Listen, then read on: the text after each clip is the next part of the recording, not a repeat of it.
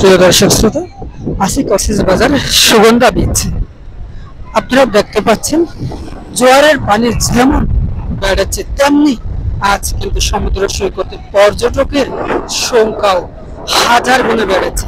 কক্সবাজার বলা যায় এখন এই মুহূর্তে তিল পরিমাণ ঠাঁই নেই এই সমুদ্র সৈকতে।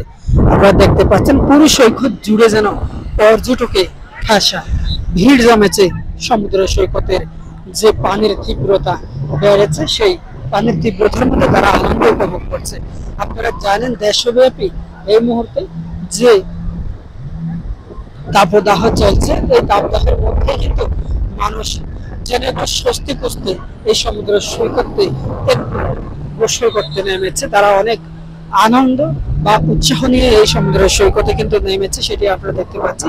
কারণ যে প্রচুর পরিমাণে গরম চলছে, এই গরমের মধ্যে আসলে একটু স্বস্তি পাতেই এই সমুদ্র সৈকতে স্নান করা বা গোসল করা মানুষের জন্য খুবই এখন মনে হচ্ছে আরামদায়ক।